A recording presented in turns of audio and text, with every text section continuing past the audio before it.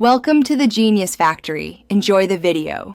You begin by verifying your phone's software and battery report so you know the baseline. Open Settings and check battery or battery health. Note capacity and charge cycles. Next, remove or disable battery-draining apps and enable Battery Saver to reduce background activity. Once done, perform a single calibration.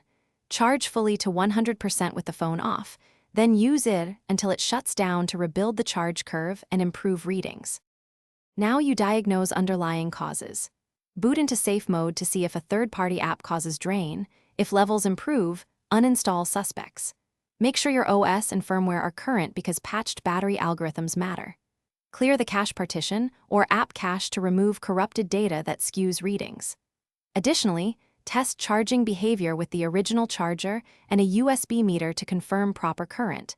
Inconsistent amps point to cable, charger, or port problems rather than the battery itself.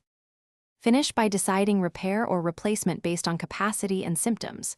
If the health is under 80% or the device overheats, plan a battery swap through an authorized center to preserve safety and warranty.